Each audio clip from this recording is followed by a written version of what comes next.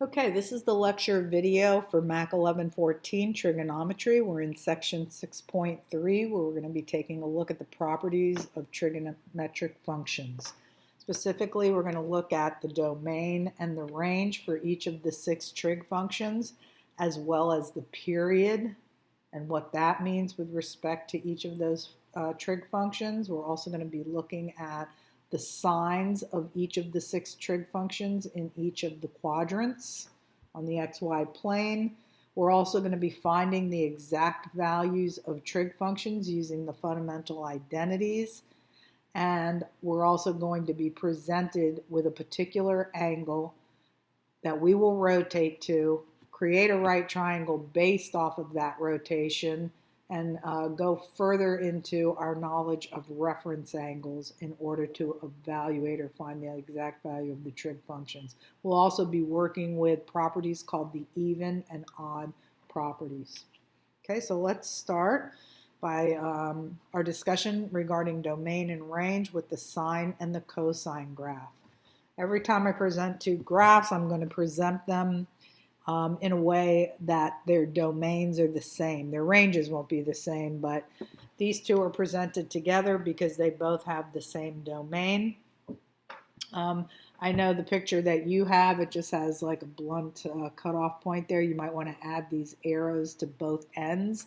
This picture was snipped from your book, but it actually means that those go on and on into negative infinity as well as positive infinity, which coincides with the fact that if you're on the unit circle doing anything having to do with sine, you could spin in a counterclockwise fashion, thus signifying any of the positive angles as much as you want. So you can infinitely continue spinning around that circle, which is why this graph goes off to infinity.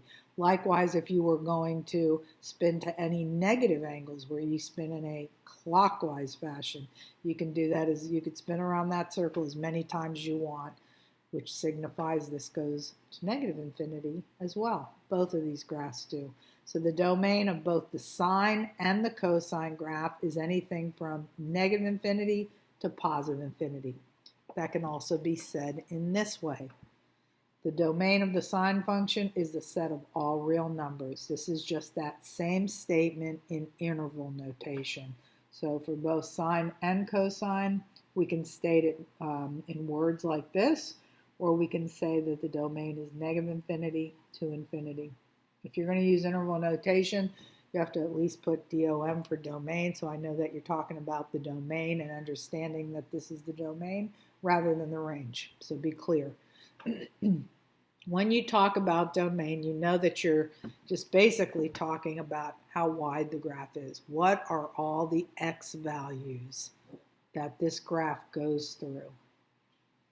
And that's what both, what these answers signify, that they go on and on from negative infinity to positive infinity. With respect to the range, you are now then looking at the y values on the graph, which is nothing more than how high and how low does the graph go. And you're being presented all these graphs in their parent form. When a graph is presented in its parent form, which is always the way it's presented when you first study it, that graph is experiencing no transformations whatsoever. No vertical shifts, no horizontal shifts, no transformations of any kind. And so you see that in both of the parent graphs for sine and cosine, that they go as high as 1 and as low as negative 1. So the range for both of these graphs is negative 1 to positive 1. And I've written that for you here. Here the range has been written in set builder notation. This is like saying that the sine values themselves are between negative 1 and positive 1. Or you can just give it like this. Brackets meaning the graph actually hits a y value, negative 1, and actually hits a y value in its maximum height at positive 1, but you'd have to signify that you're talking about the range. Okay, moving on to the next page,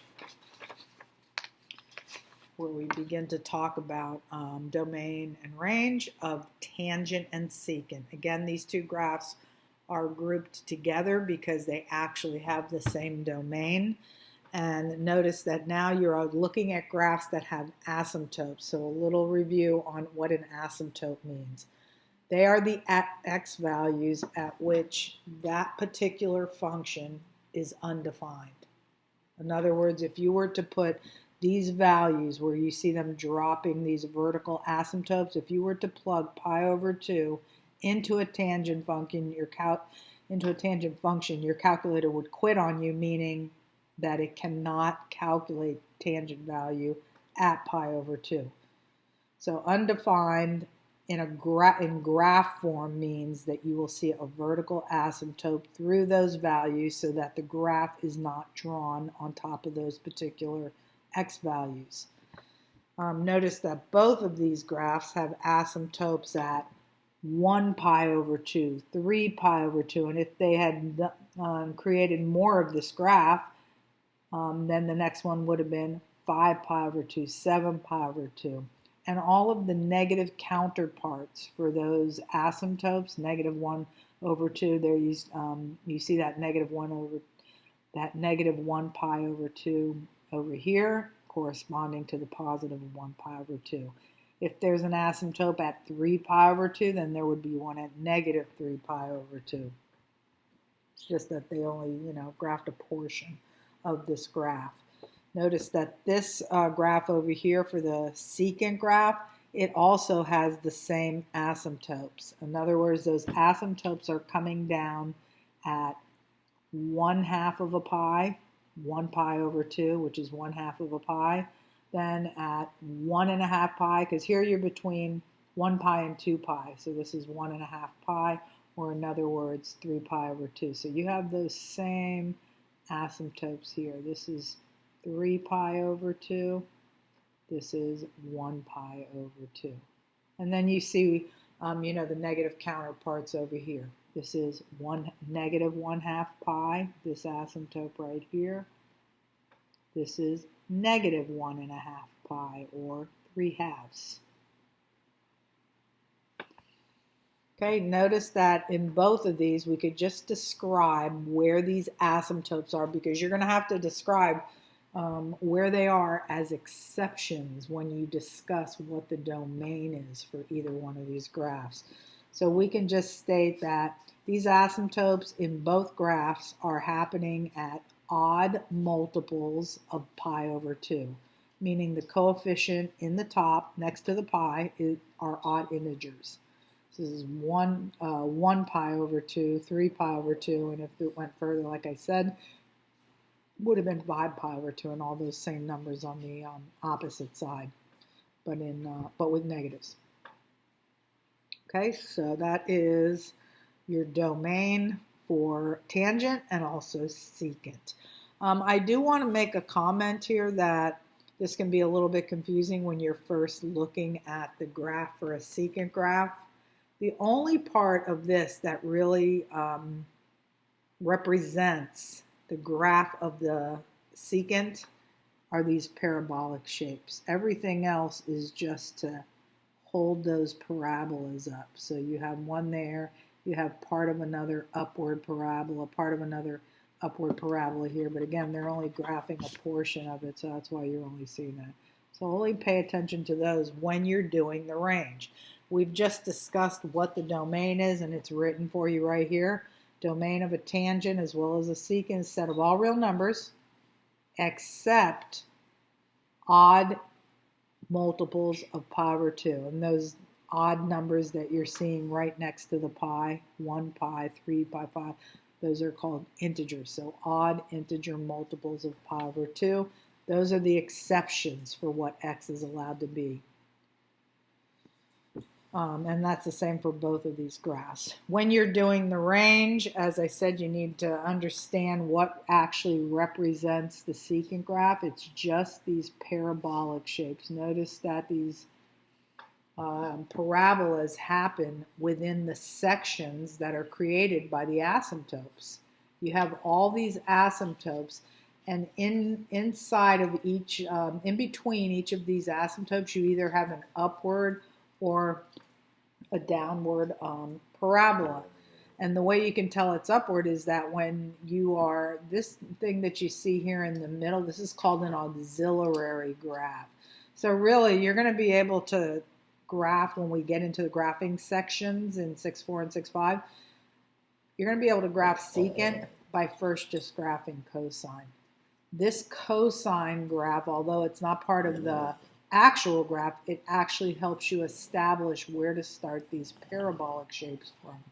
Whenever you're at the max or the tip top of this cosine auxiliary graph, you will open up an upward parabola. When you're at the lowest point of this cosine wave, in other words, a minimum point, you'll open a downward parabola from each of those minimum points. You'll open an upward parabola from each of the maximum points. But we'll talk about that more in detail. You do, however, have to know that just the parabolas count with respect to you having a discussion about the range. And that's what we're going to talk about here. Range for the tangent, notice that it goes as high as as positive infinity and as low as negative infinity with no interruption in between, just one continuous wave. So we're going as high as positive infinity on our y values and as low as negative infinity.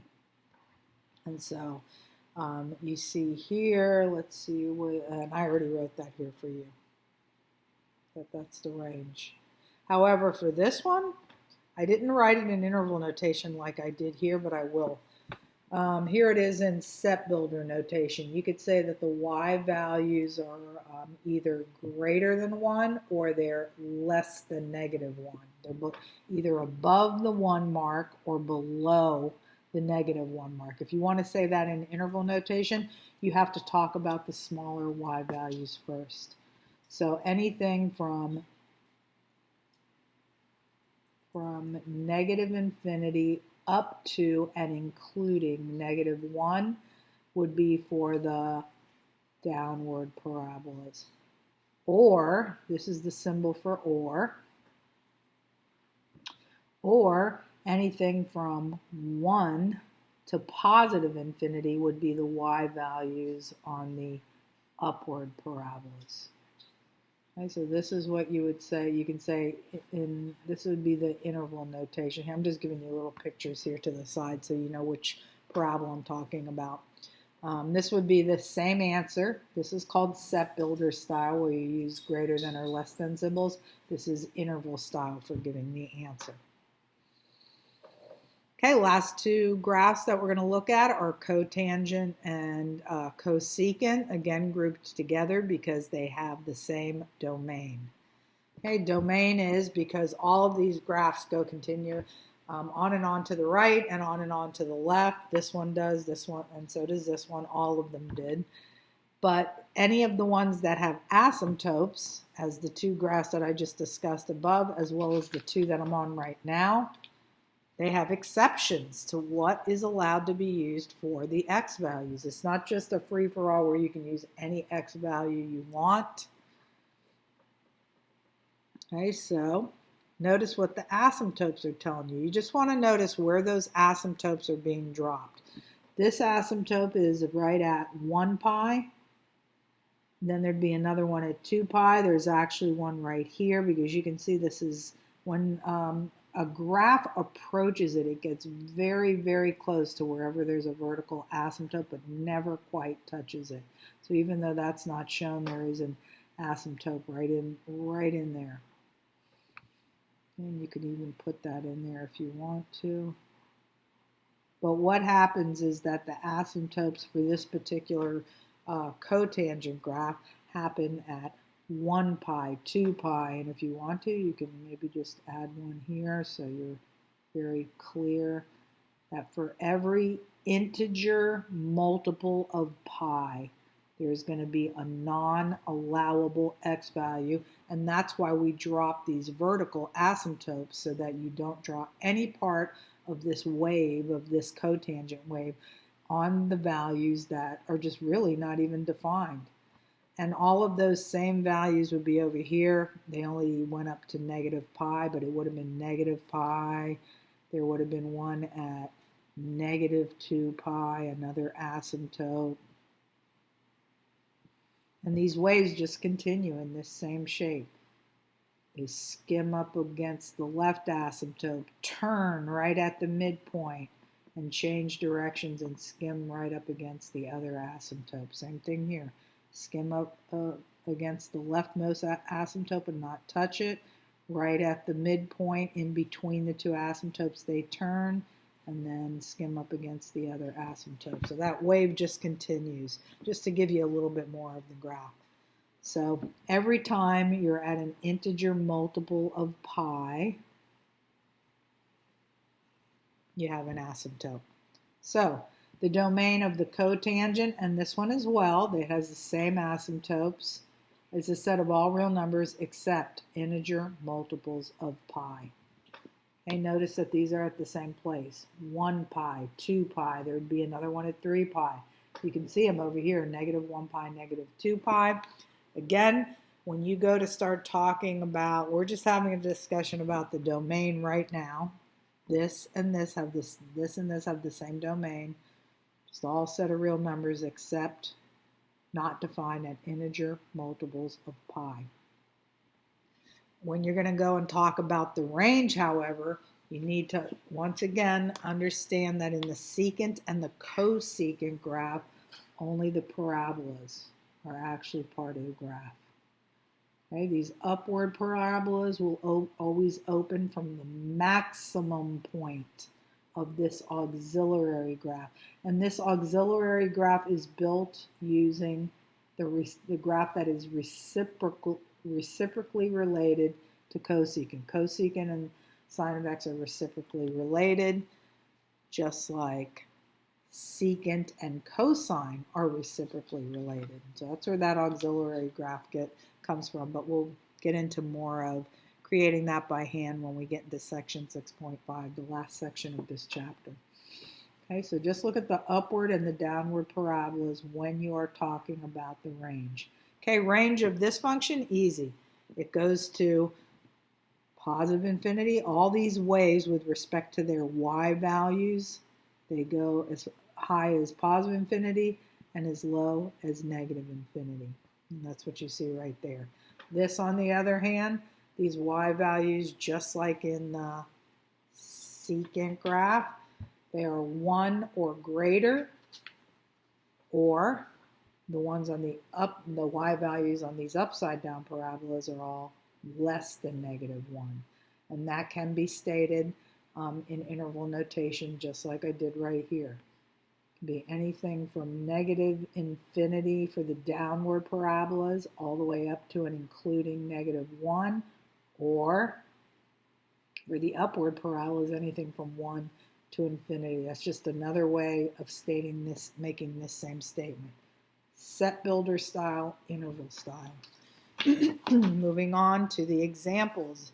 And typically in the first 3-4 examples, and then in other places, they're going to try to elicit whether you understood the theorems, the graphs, and so forth that have been given at the beginning of the section. So here you see a question that's just being asked directly from the graph. I brought the graph right over here next to this question so you could look at it as you answer it. The domain of the tangent function, in other words, the x values, is all real numbers except where the asymptotes are dropped. And those asymptotes are dropped at 1 pi over 2, 3 pi over 2. Those are odd multiples of pi, and even their negative counterparts are odd multiples of pi over 2. So that would be this answer right here. All real numbers except odd integer multiples of pi over 2. Okay, that is the domain. Okay, and number 2, which of the following is not in the range? Range, you're talking about the height and the depth of this graph. What are the y values? Remember that the y values for sine and cosine, where we looked at those two graphs, was as high as 1 and as low as negative 1. It has to be a value. The range has to be some value in between there. So which one is not in the range? This one right here, because this is equal to 1.5. That number is not between 1 and -1. Whereas this, which is approximately, if you just press pi symbol divided by 4, it's about 0.79. That's definitely between 1 and -1. This is between 1 and -1, so is that.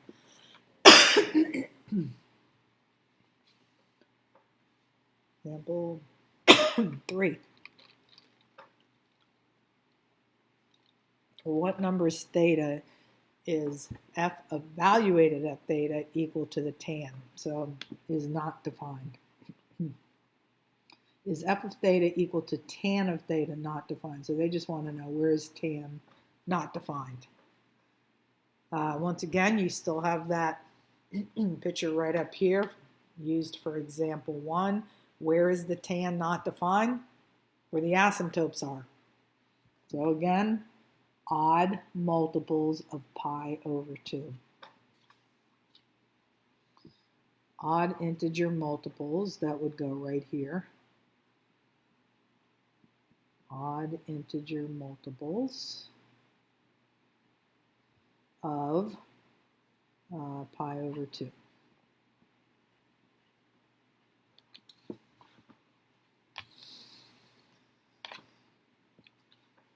Okay, moving on to the next page where we start to talk about period. And period is how often do the values as you're going around the unit circle or when you're on a graph, like the graphs that I just showed you on the last two previous pages, how often do the values repeat? How often do the y values repeat and the values for the specific trig functions? So each of the 6 trig functions has a particular distance that has to be traveled, whether you're spinning around the unit circle or whether you're just moving horizontally along the graph. A certain distance that has to be traveled in order for you to see the same y values and the same x and y, the same y values, so that the trig value comes out the same. And each one has its own period, but you can, in order to memorize them, you can kind of group them together. For the sine function, those repetitive values are going to happen every 2 pi. Same thing for cosecant, cosine, and secant. The only 2 oddballs are tan and cotan. Their values start to repeat every 1 pi. Okay, so for these 2 functions, the period is pi, how often the values repeat. And for these functions, the period is 2 pi, which is why you see a 2 pi there. Okay, here's a problem where you can apply that. They want to know, determine the period of the sine and cosine function. Well, we already know from the table given above that that is 2 pi. The angle associated with the given point is pi over 3. So this can be written as sine of pi over 3. Well, the value at pi over 3 would repeat if you added whatever the period is for that particular function. So that would be pi over 3. You could write it as, do an extra revolution of 2 pi and you're going to land right back on the same location that you started on, and therefore the sine value would be the same. That sine value would be, and you can see the picture right here, and just to bring you right back to section 6.2, you know that with this rotating side that the point is on, if you go from that point to the nearest x-axis, then these coordinates right here are just the values that are on the legs of the triangle. You have a horizontal leg, that is the x value that you're seeing there. You have a vertical leg, that's the y value that you're seeing there. And because sine is defined as y over r, and you're in a situation where the radius is 1, you're in a unit circle, you can see that from here, radius is 1, radius is 1, so forth. So this is actually the y coordinate, but it's also just the sine value. Sine value is just y over r being 1, it's just y. This is the cosine value.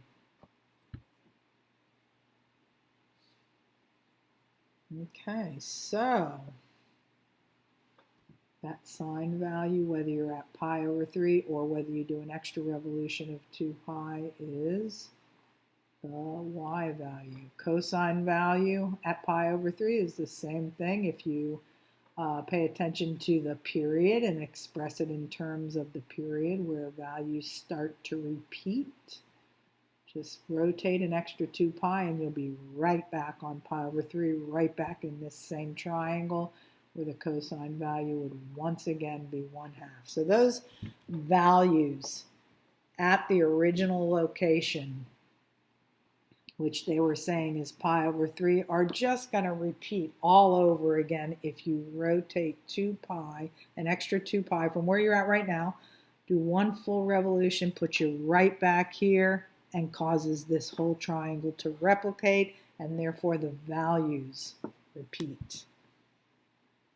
Okay, so that's one way to show that you understand how to use the period. For example 5, it says the sine, cosine, cosecant, and secant functions all have a period of 2 pi. The only oddballs were tan and cotan. Tan and cotan have a period of 1 pi. Moving to even and odd properties. If you may remember from your algebra classes studying even and odd functions, for instance, the parabola, which is very much studied in courses previous to this, has that kind of function. It happens to be an even function, and even functions, when you plug in any kind of a negative, that negative gets swallowed up by the even nature of the function. In other words, even if you plug in a negative, you're going to be right back to the way the function looked originally before you plugged in the negative in. Because negative x times negative x is just positive x squared. And there you are with the original function that you started with. Every time you're working with an even function, that will be the case. The only difference is that in trig, and it's not that it's a difference, it's not as easy to tell what an even function is because you don't have those even powers to go by. So you're going to have to memorize which ones are the even ones, which ones are the odd ones. Or you can tell in your calculator. When it's an even function, let's say you were working with pi over 3. Let's say with degrees. Let's just make it easy. Let's say you were going to plug in 30 degrees. Whether you plug in cosine of negative 30 or whether you plug in cosine of positive 30, you will get the same answer. And that's because these two guys right here in the middle are the even functions. So whether you plug in a negative or a positive, you're going to get that same answer in the end. That is the nature of even functions. Whereas when you're working with an odd function, this is how odd functions behave. If you recall from your algebra classes, if you have something like this, f of x, this would be a classic odd function. And when you plug in a negative x to this kind of function, the negative doesn't go away. Because you'd have negative x cubed, and you would end up with, after plugging that negative x, you'd end up with negative x times negative x times negative x. So what happens is that negative ends up and floats out in front of the function, becoming the coefficient. So that's always what happens when you're dealing with odd functions, and they're trying to explain that here. When it's an even function, even if you plug in a negative value, it's the same as if you evaluated the function without the negative, which of course you're going to want to do. You always want to get the negative out of this area right here, which is called the argument. The value that's right in here is called the argument. These, on the other hand, are odd functions. Notice that the negative does not go completely away like it does here. That negative floats out and becomes the coefficient, which you can see here and here. So these are the odd functions. Not only are sine and cosecant odd functions, but so are tan and cotan. These are also odd functions. So the only even functions are cosine and its reciprocal cousin. You see, if they give you something that's negative here, you can just evaluate it as though the negative was not even there. Okay, so they try to see in some of these problems whether you understood that. A function for which negative x can be plugged in for x for all values in the domain is called an even function. The only time when they are equal like this is when it's an even function. That's when you plug in a negative x or you just plug in a positive x. You get the same value only for even functions. Okay, for example 7. Which of the following functions of the trig functions are even? There's only 2 of them, cosine and secant, which I labeled for you right here. So let's see which ones they're offering here. Okay, we said cosine and secant are the only ones. So they gave us cosine. They wanted to know which of the following are even functions, just cosine. They didn't give you the secant function there. Okay, then I have come up, not that I've come up with it, this has been around forever, so poor choice of words. This is just a memory device for trying to figure out which trig functions are negative and which ones are positive in each of the 4 quadrants. So we have this saying, all students take calculus. The all means that every one of the 6 trig functions are positive here. All 6 trig functions, sine, cosine, tangent, secant, cosecant, cotangent, all of those, all 6 trig functions are positive. When you say that something's greater than 0, that means it's positive. When you say it's less than 0, that means it's negative. In the other 3 quadrants, though, you're just going to go by the very first letter that's in each of the words. You have the word all here, the word students here, the words take, and the word calculus. You do this saying going counterclockwise. So notice that first letter here is S, first letter here is T, first letter here is C. So I'm going to put here first letter of each word in this saying tells you the positive functions in that quadrant.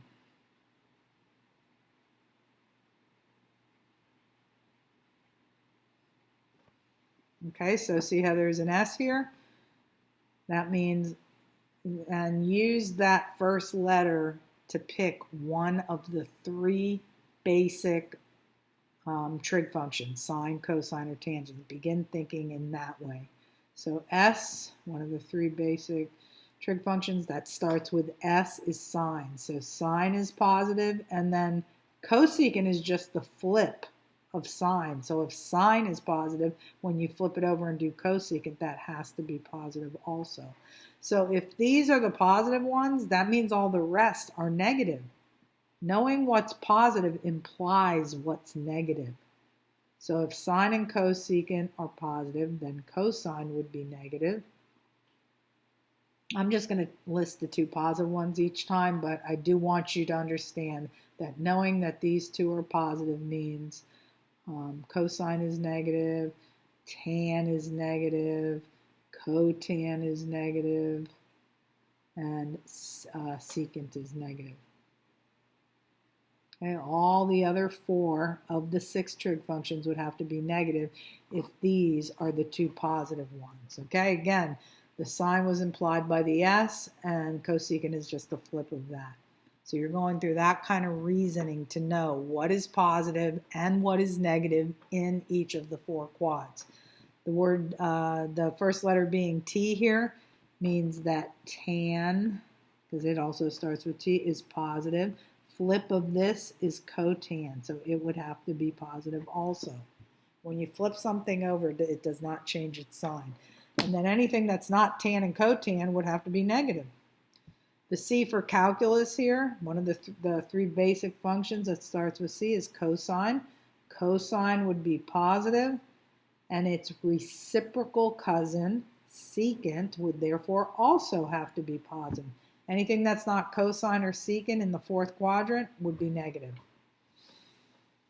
Okay, so you may want to use that because in various problems you're going to need to know what's positive and what is negative as you spin around the quadrants.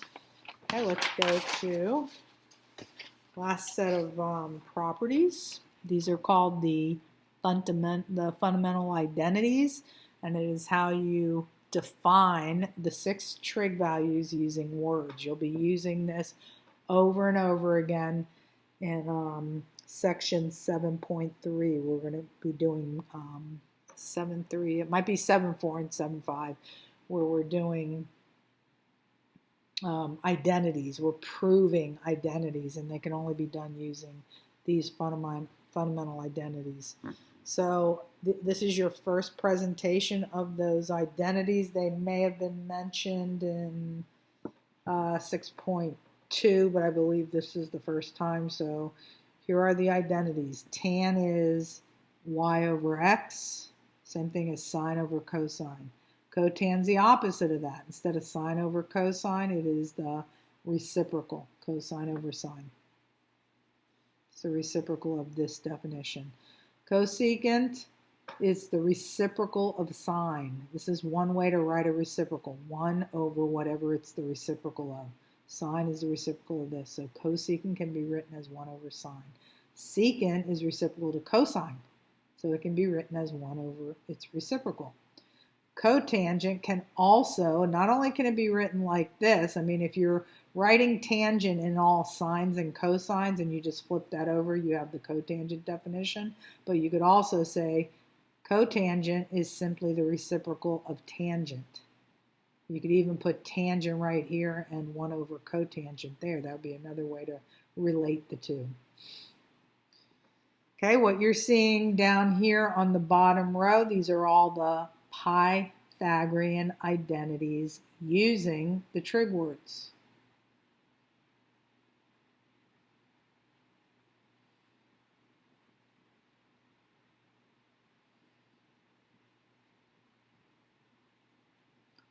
Okay, these are called the Pythagorean identities. These ones in the second row, these are called the reciprocal identities. I might as well throw these names at you because when you get into, try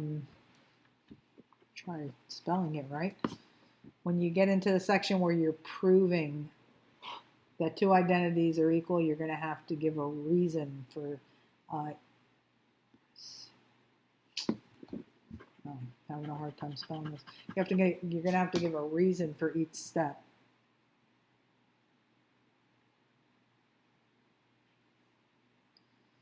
These are the reciprocal identities.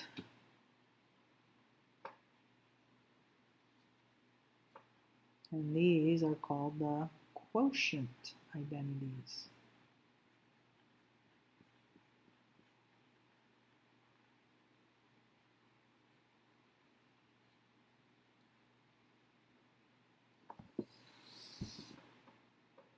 Okay, so this one just says complete the sentence. You have the table up here. And again, the Pythagorean identities, notice that it would be something squared plus something squared. All of the quantities are squared, every one of the three quantities, because 1 squared, wherever you see a 1, is the same thing as 1 is the same thing as 1 squared. So this one goes sine squared plus cosine squared is equal to 1. Not that I want you to do this. I think you should just memorize the other two. If you were to take this Pythagorean identity and divide each and every one of these terms by cosine squared, you would end up getting this. This divided by cosine squared would be tan squared. This divided by cosine squared would be 1. This divided by cosine squared would be secant squared. So this is just an offshoot of this. And then if you took every single one of these and, let's see, yeah, if you took each term there and divided by sine squared, everything divided by sine squared, and you would get this one. See, sine squared divided by the sine squared is equal to 1. That's one of the terms on the left side. Cosine squared divided by sine squared would be cotan squared. That's the other term on the left. And then 1 divided by sine squared is this cosecant squared. I'd say just memorize the 3 of them. Okay, so complete the sentence. What is sine squared plus cosine squared equal to according to these Pythagorean identities? 1. Okay, example 9. Is this reciprocal identity true or not? It is not true because according to the reciprocal identities that I've given you in the table above, secant is the reciprocal to cosine. So what should have been in that denominator was cosine. So this is false. Okay, 10. Use the properties of trig functions to find the exact value of the expression. You need to be able to show all the steps by hand when it says find an exact value. No decimals will be accepted because then you don't have to show the steps for which you got it.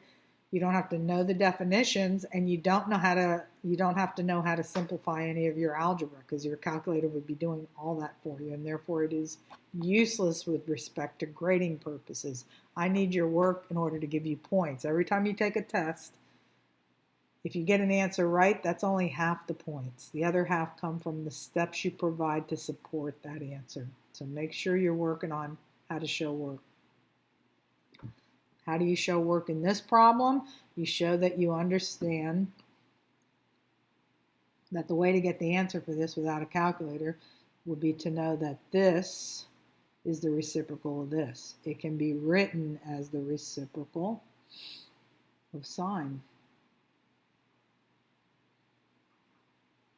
times the sine that was already here. So this sine of 61 is sine of 61 over 1. You can multiply top times top. Excuse me.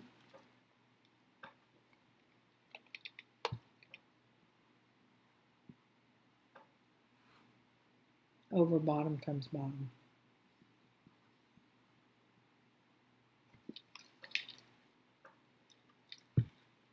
So without a calculator, you're showing you know how to write things in terms of their reciprocals. Anything divided by itself is 1.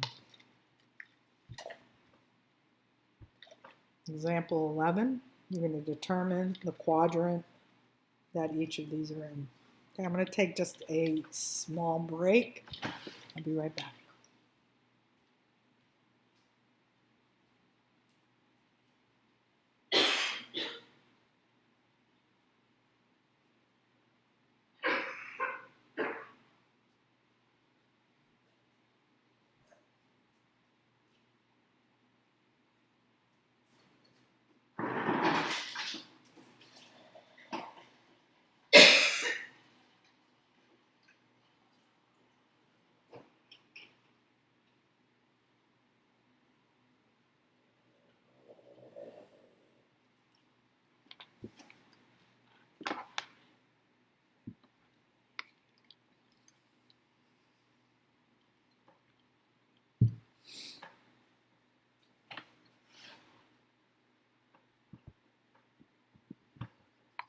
Okay.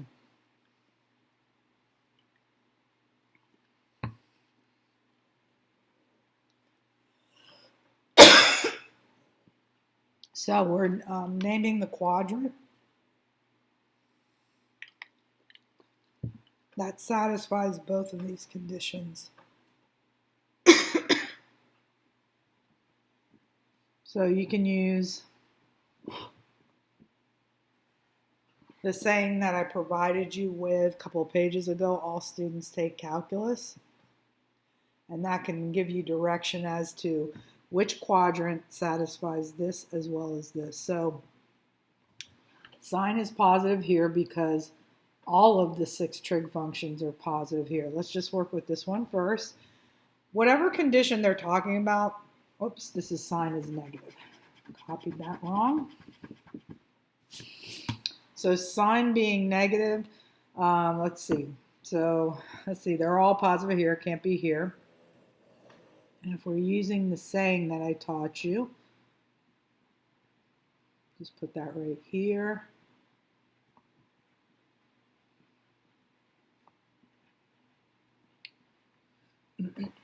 You know that you're using the first letter of each of these words. Here, just everything's positive. So sine being negative here, sine is positive. That's what this S means. You might want to toss those in here first. Sine is positive, and its reciprocal cousin is positive. Here, tan's positive, its reciprocal cousin's positive. Here, cosine's positive, and its reciprocal cousin is positive. Everything else, the other four trig functions are negative. So I am looking for where the sine is negative. Not there, not there, but sine is negative here and here. Sine is negative here, sine is negative here. The condition that you're looking for will always happen in exactly 2 quadrants. Okay, so that's one condition that I know exactly what quadrants that occurs in. Now I want to know where is the tangent negative. And again, that will occur in exactly 2 quadrants. So from what I have written here, tan's positive there. Everything is positive there. We're looking for where it's negative. Anything being less than 0, that means you're wanting to know where that trig function is negative. So everything's positive there, so it doesn't work there. Tan being negative, well, these are the only 2 things that are positive, which is what that first letter S means. So therefore, tan is negative here. So this is where the second condition is satisfied. In the end, you're looking for the quadrant that has 2 check marks in it, meaning that both conditions are satisfied in that one quadrant. Okay, if we come right here, tan is positive, tan is negative in this quadrant. So in this quadrant, sine is negative and tan is negative. So when they ask what quadrant, name the quadrant, this would be quadrant 4. Remember, the quadrants are numbered. 1, 2, counterclockwise, 3, and 4. Okay, taking us to example 12. Example 12, you can use that same saying. You already know which ones are positive and which ones are negative based on all students take calculus. All for this one, just sine and cosecant are positive in quad 2. In quad 3, from the all students take calculus, it was tan and cotan that were positive in that particular quadrant. And in the 4th quadrant, based on all students take calculus, cosine and secant were positive.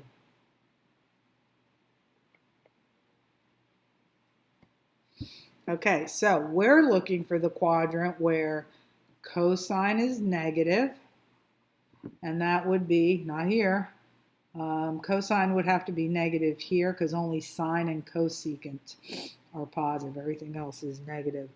Over here, let's see, tan and cotan are positive, so cosine is negative also here. Okay, that's happening here and here.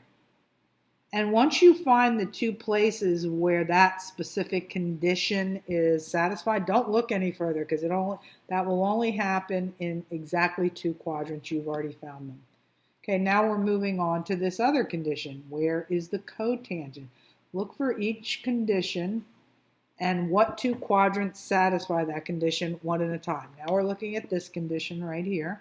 Where is the cotangent? Positive? Well, everything's positive here, so cotangent's definitely positive there, and it says it flat out that cotangent is positive there.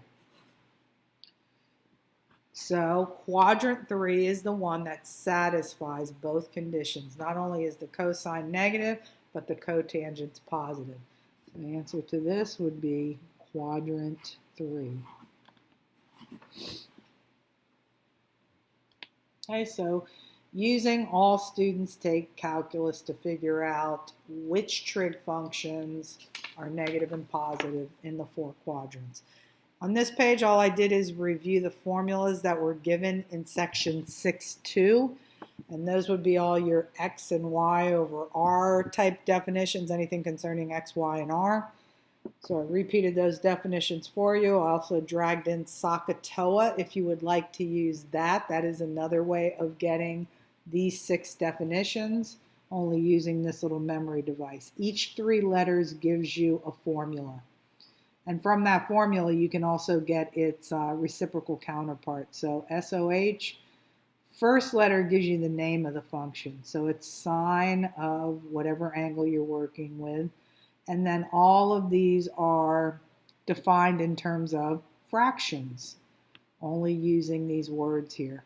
When you're building a right triangle and you're standing on theta, the leg that's across from you will be called the opposite leg, O for opposite. And then H, that stands for hypotenuse. So that's the definition for sine, using the words opposite, hypotenuse, adjacent. That's the kind of things you're using when you talk about SOHCAHTOA. And then you might want to give yourself the reciprocal definition right away. If you know sine, you have to know cosecant, because cosecant is just the reciprocal of this. If you're going to use the next 3 letters, CAH, the C stands for cosine, that first letter right there. So it would be cosine of whatever angle you're working with. And then the second and the third of the 3 letters give you the fraction. Adjacent leg over hypotenuse. Adjacent leg over hypotenuse. And then its reciprocal cousin, secant, would have the reciprocal definition.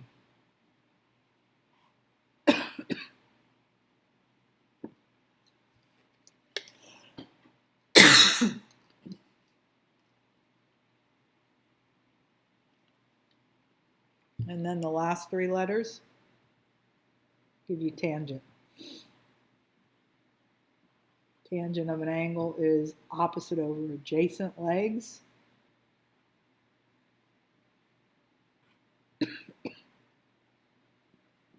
And cotangent is adjacent over opposite. So that could also be used when you're in a right triangle to find any of the missing values along the sides of the triangle. We had also gone heavily into special right triangles in section 6.2, 30, 60, 90, and 45, 90 triangles, and we're going to continue with that throughout the whole rest of the course.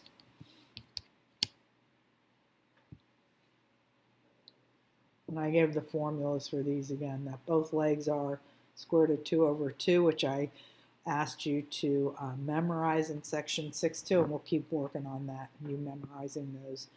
Short leg is always 1/2, long leg is always the bigger number. Square root of 3 over 2 is bigger than 1/2. Short leg is always across from the 30. And this long leg is always across from the 60. So those things will keep coming up. Okay, you get a chance to use all of that right now as we do the next 5 or 6 examples where you're going to be creating your own pictures. You'll be spinning to the main theta, but asking yourself, how much further beyond the x-axis that I just passed do I have to go in order to get all the way to this theta? Like for instance, here's a little picture. Okay, if you were spinning around the circle and you're in degrees, by the time, you're always starting off at 0. By the time you spin around full revolution, you're at 360. So what you're asking it is, what additional distance do you need to move beyond the 360 mark? How much further from the x-axis that you're on right now? I'm at 360 because I've already made a full revolution, but I'm not going to keep drawing circles because it'll mess up the picture of my triangle. So I've already gone 360. How much more, if I'm right here after spinning a full 360, how much more do I have to go to get to 405? An additional 45. So what additional distance beyond 360 to get to theta, which in this case is 405? Because that additional distance is what we call the reference angle. And the reference angle gives you the values on the sides of the triangle. Okay, you're going to think about how you're going to get to this main angle, how many more degrees past the x-axis that you just passed. And this was my first pass. I got to 360 and thought, okay, I got to go 45 degrees more. I have to rotate an additional 45 degrees. And that additional rotation is what we refer to as our reference angle.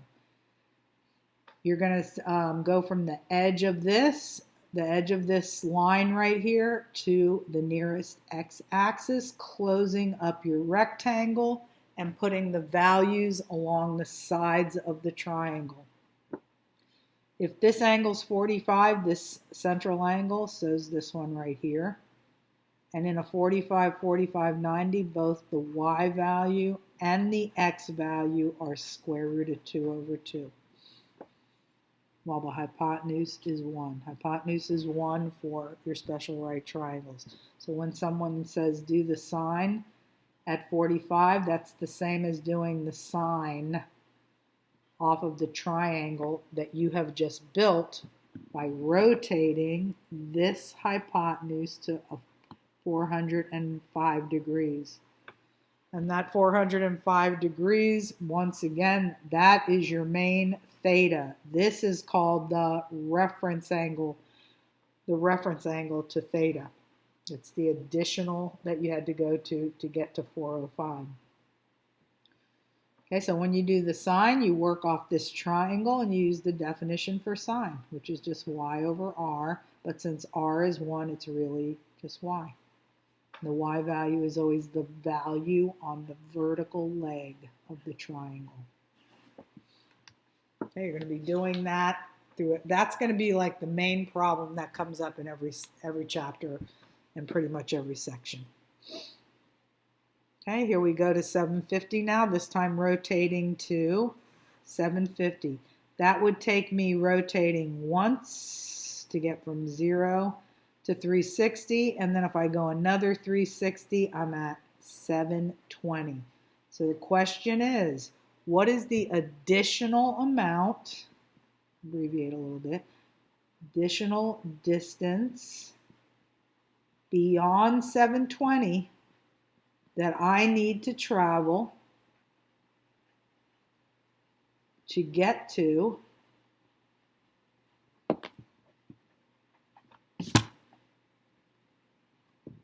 750.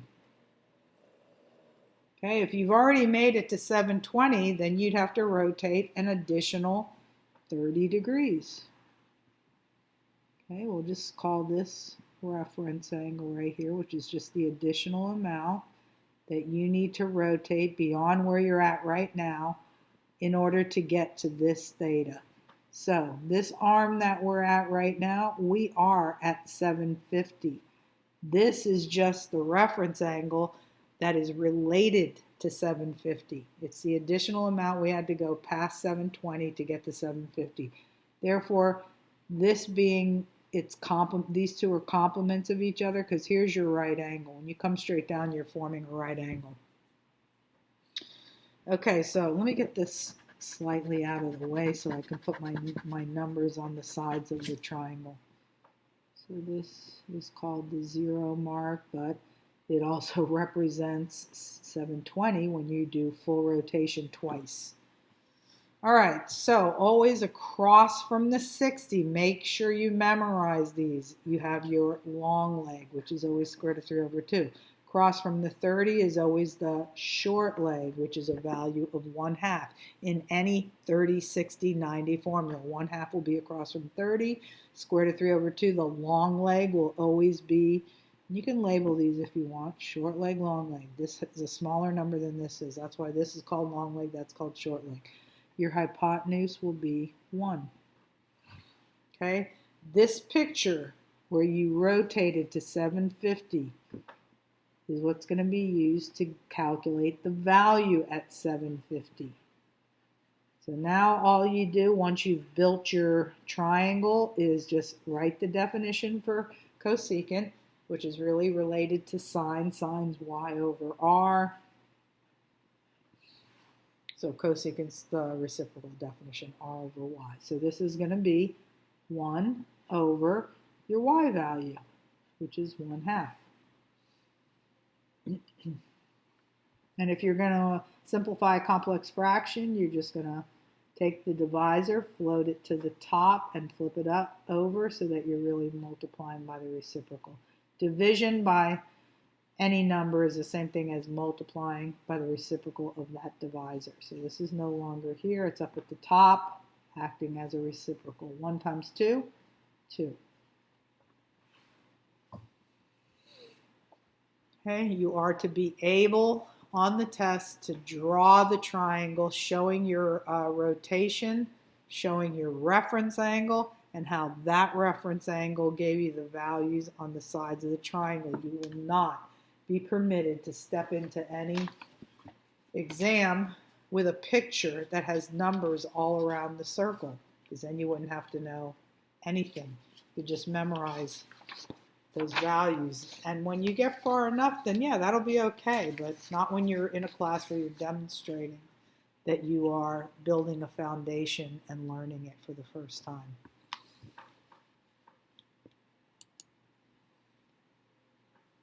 Okay, 15. Make sure I did everything over here. I did. Okay, example 15. Find the exact value of the given function. Do not use a calculator. Okay, we're doing this now. These, it's up to you. You can put them in degrees if you'd like. Your final answer will come out the same anyway, assuming that you get it right. Or you can leave it in fractional form. I do like to work on you with your fractional work so that you get a little bit stronger at that, because it seems to be a problem no matter what level the students go to. So I'm going to work with you in fractions. But you may pop a 180 in there, go 13 times 180 divided by 3, and then spin in degrees if you want to. Okay, so if you're talking about thirds, then you want to designate important landmarks like 1 pi and 2 pi in thirds. You want to talk about thirds. So if this is 1 pi, that's the same thing as 3/3. Just look at the denominator that they're giving you here and express 1 pi and 2 pi in terms of thirds. Okay. So if you were going in thirds and you're trying to get as close as possible to 13/3, wouldn't that take 2 rotations? If you go from 0 to all the way around, that's 6/3. If you go all the way around again, that's another 6/3. So now you're at 12/3. Okay, question is, what additional distance past where you are right now, which is 12/3, 12/3 of a pi. Again, one full rotation would bring you to 6/3, and then if you rotate all the way around again, you're another 6/3. You've traveled 6/3 every time you go full rotation. 6/3 and 6/3 is 12. So now you're at 12/3. So how much more beyond that would you have to travel in order to pass 12/3 to get to 13/3? Let me finish that sentence. To get to 13/3, which is where you wanted to rotate, because it says that right here. This is where you're trying to rotate to. So if you're at 12/3, you'd have to go one additional third with this arm. You'd be right here when you got to 12/3, and then you'd rotate an additional 1/3. And that would give you a full-on 13/3. Let me move this out of the way.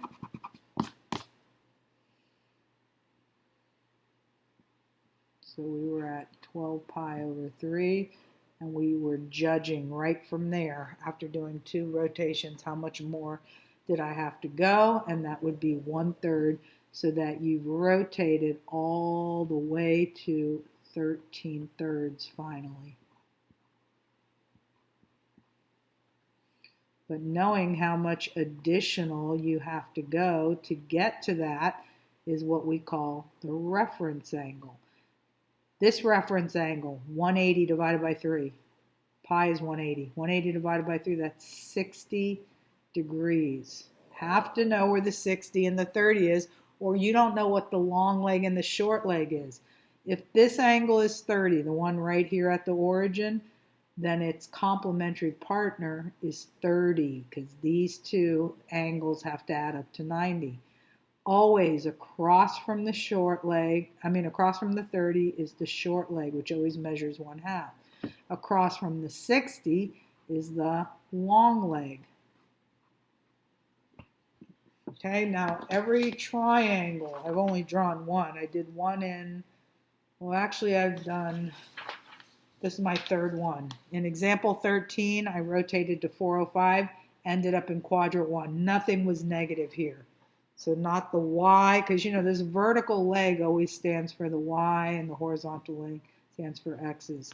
You want to be careful that you think about, hey, the quadrant that my picture is in, are there any negative values? Are x's or y's negative in that quadrant? But since both of these pictures ended up in quad 1, both x's and y's, again, this leg that goes up and down like this is the y value. Leg that goes across is the x value. In quad 1, both x's and y's are positive. Eventually we will move out of quad 1, but this picture also ended up being in quad 1. So this y value is positive, this x value is positive. All right, so what are we supposed to do after we build our triangle? We were supposed to evaluate the sine value. So the sine value at 13/3 of a pi just requires the definition. We've already built a beautiful triangle based on a 13/3 rotation. Definition for sine is y over r, but r is 1, so it's really just the y value, which is just this square root of 3 over 2.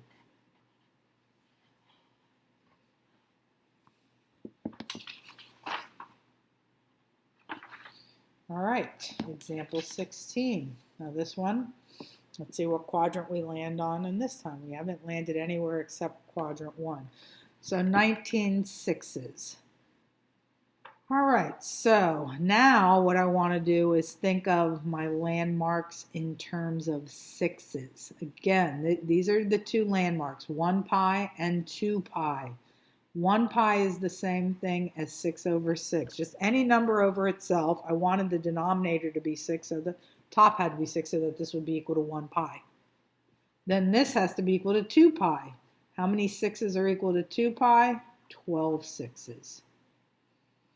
So every time you go halfway around the circle, you're moving another 6 sixes. So this is 6 sixes, another 6 sixes, another 6 sixes. You would be at 18 over 6 by the time you went 6 sixes 3 times. This will be 18 sixes. Okay, one more time. 6 sixes, another 6 sixes, which is 12 sixes. Another 6 sixes on top of the 12 sixes is, 18 sixes. We're doing sixes here. 18 sixes. So if you've gotten all the way to this point, you're at 18 sixes, but yet you want to get to 19 sixes, what additional amount do you have to go past 18 sixes? What additional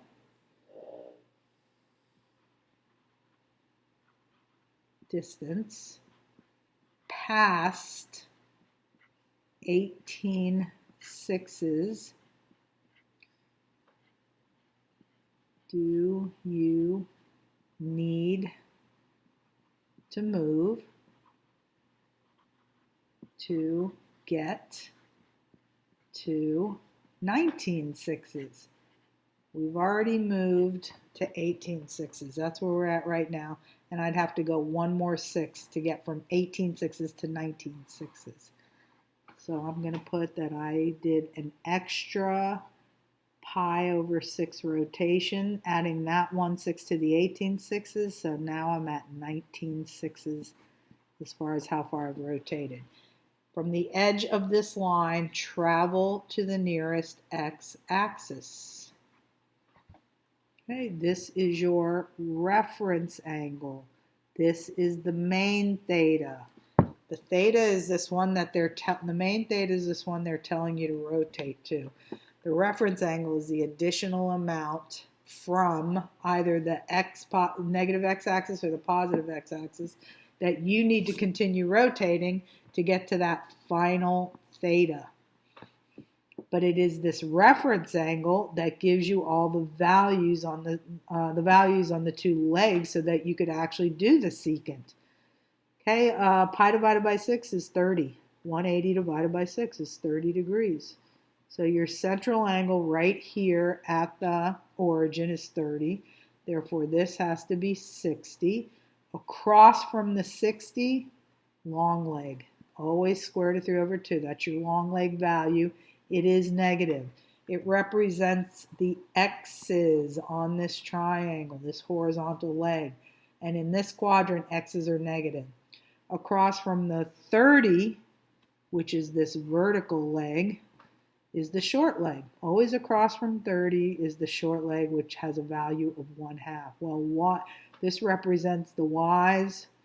This represents the x's. Both x's and y's in this quadrant where the triangle is have negative signs. Okay, so this is negative, so is this. Okay, now go and do the secant after you have completed the picture of your triangle created at 19 pi over 6 rotation. So this is secant of 19 pi over 6. All I need now is the definition for secant. It's related to cosine. Cosine's x over r. This is r over x. In these special right triangles, the hypotenuse is 1. It has been the case for each one of these. Okay, so this is 1 over the x value off of the triangle, which is negative square root of 3 over 2. Okay, you have a complex fraction here, so just float this denominator up to the top and multiply by the reciprocal, which is just this fraction flipped over, but you don't get rid of the negative. Put the negative somewhere. So all of this is now up here acting as the reciprocal. Okay, division by whatever is the same thing as multiplying by the reciprocal of the divisor. Okay, so 1 times negative 2 over square root of 3. They're probably going to ask you to rationalize it. So then you would just take that negative 2 over square root of 3. We ran out of room there. And to rationalize the denominator, you'd have to multiply both the bottom and the top by the same thing. This will turn the denominator into 3 rather than a radical, and then at the top you'll have -2 square roots of 3. If they ask you to rationalize it, which I believe they will, but if they don't, you can give it in this form. Okay, example 17, we're rotating to 24 pi. Well, every time you rotate, that is 2 pi. So if you're trying to build up to 24 pi, you'd have to rotate 2 pi, 4 pi, 6 pi. You'd have to go 12 times to get to 24 pi, and you'd be right back here after rotating 12 times. You'd be at 24 pi, and you'd be right here. Okay, you're inside. Now, whenever you land on an axis like this, whether it be the positive x-axis, the negative x-axis, positive y or negative y, this is what's called a quadrantal angle, where you land right on an axis. Therefore, you cannot build a right triangle. You just have to think about the fact that you are inside a unit circle. And a unit circle is just where the radius is 1, no matter whether you're going to the right, left, up, or down.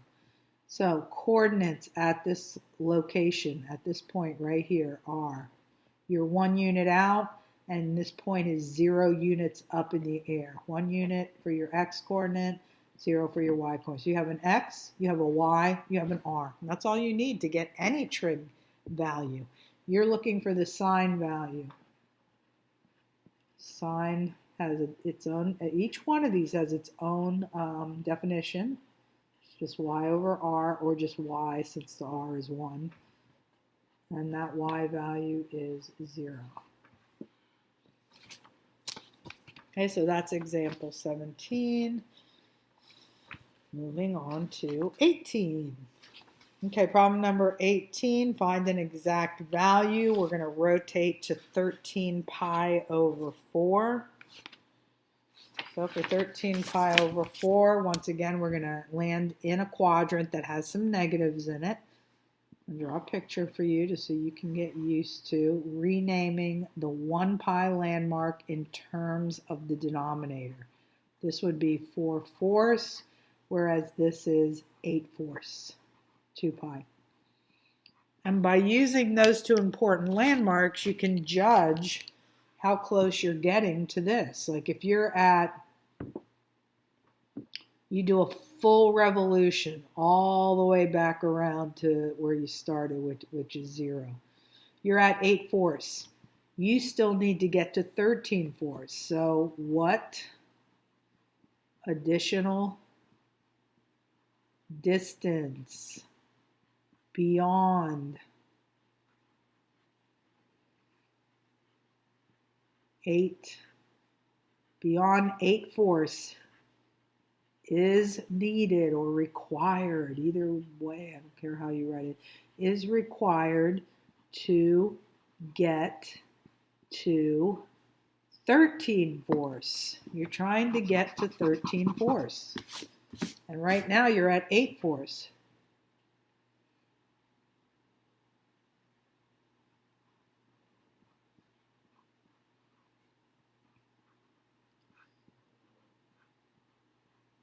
Okay, so if I'm at 8, just does 9, 10, 11, 12, 13. 9, 10, 11, 12, 13. So you're going to have to go,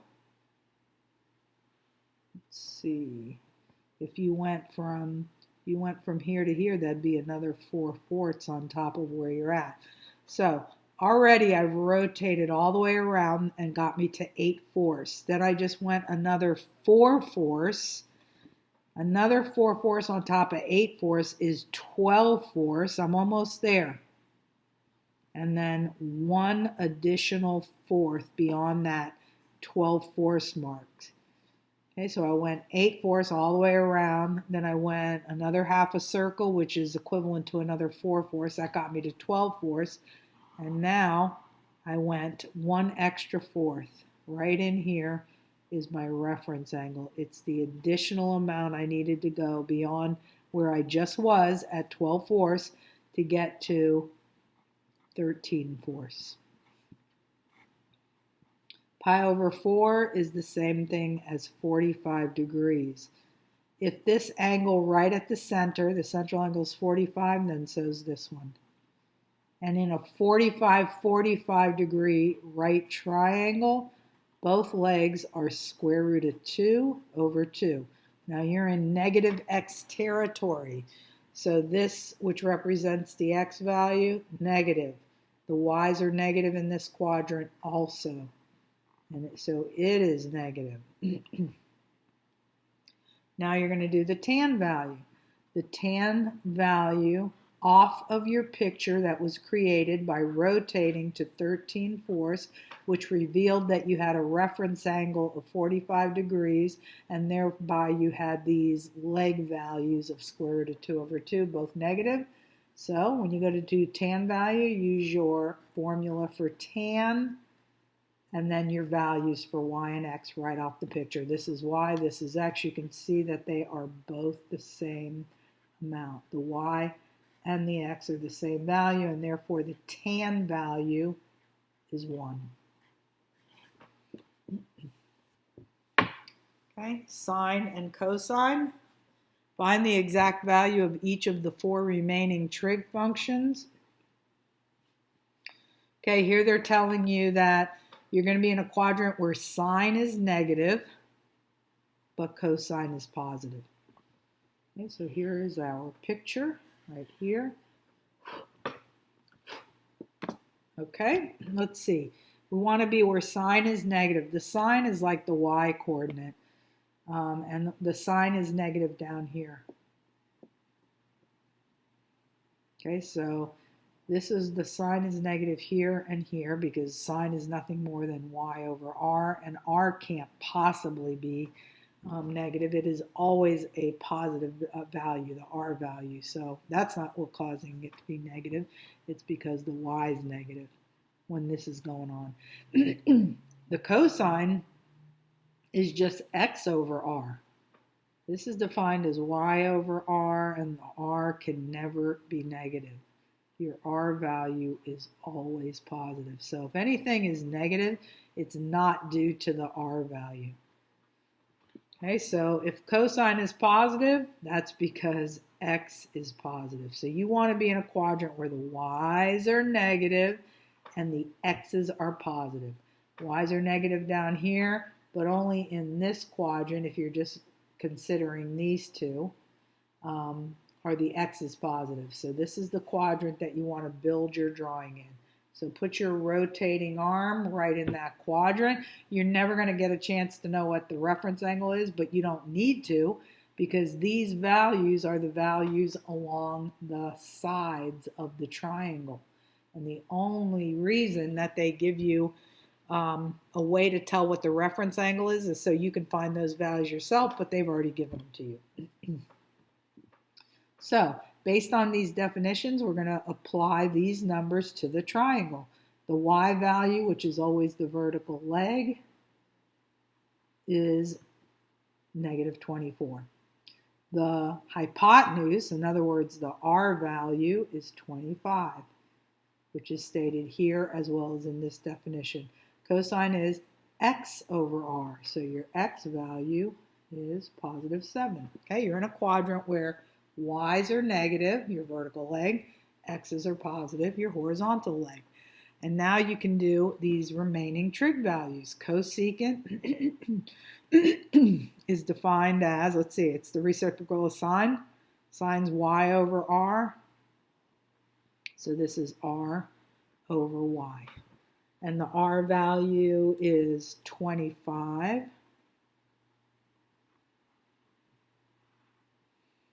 And the y value is negative 24. So you can put the 24 here and put the negative wherever you want. You can even float it to the top, just as long as you don't forget to report it. Okay, secant. Secant is related to cosine, which is x over r, so this is r over x.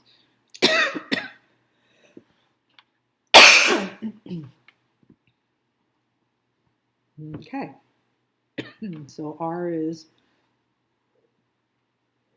25, And then your x value is this 7.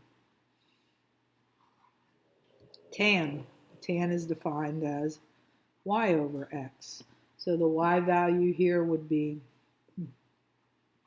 negative 24, and the x value would be 7. Okay, cotangent, just the opposite of that, x over y, reciprocal of tan. So just 7 over 24, put the negative wherever you want.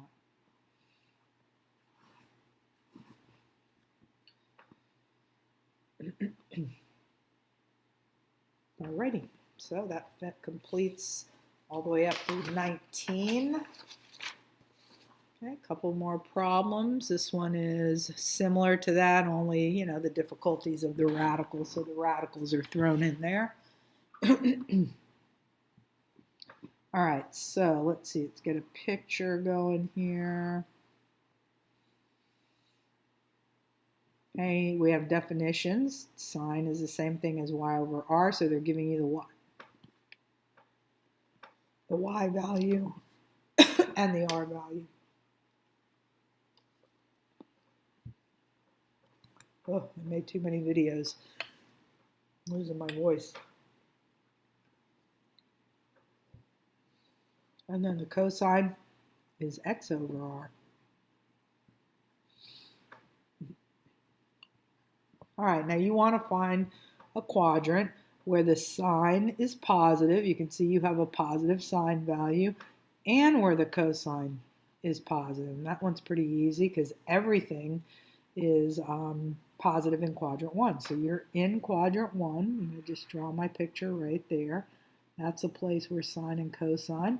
And I can go ahead and attach these values based on what I know about the definitions for sine and cosine. So this one would have to be the y value, in other words, the vertical leg.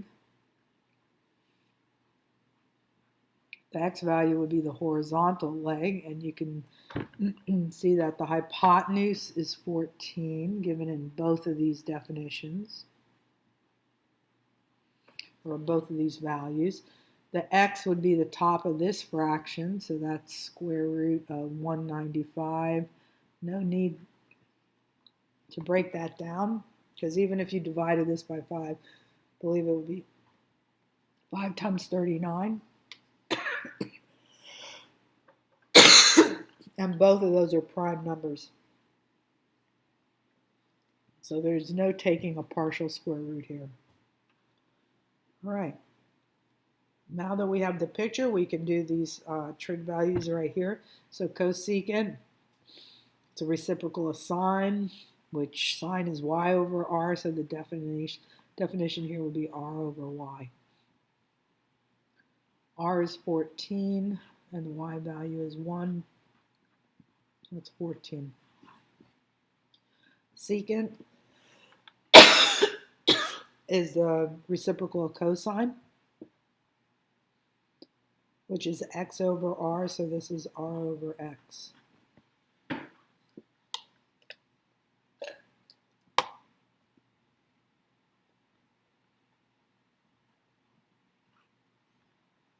So 14 over square root of 195.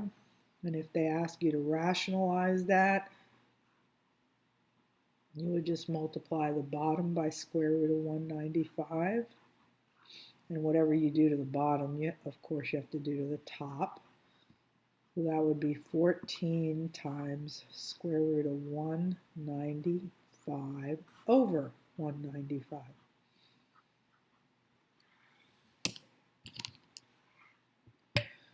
Okay, then tan, so this would be, this value is y over x. And then the y value is 1. And the x value is square root of 195.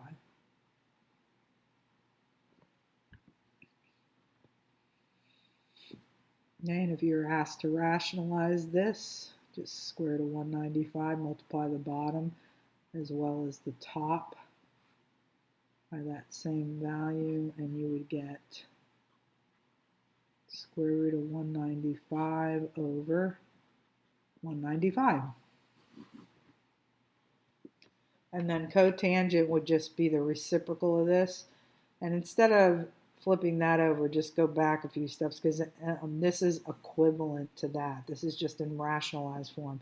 This would be better to flip over. So it would just be square root of 195 over 1. And there you have the other 4 trig values. In this last problem, it says use the even, odd properties of the trig functions to find the exact value of the given expression. Do not use a calculator. So because this is an even function, there's only 2 even functions, cosine and secant. You can just disregard this negative because cosine, when it's an even function, evaluating that angle, that negative angle for an even function is the same thing as if you evaluated that trig value at the positive value.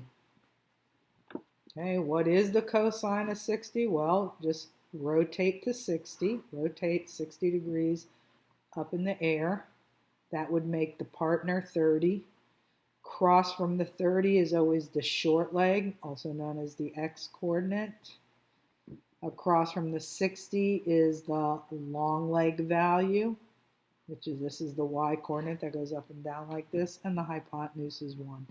So definition of cosine, x over r, or just x, since the r is 1, and the x is just 1/2.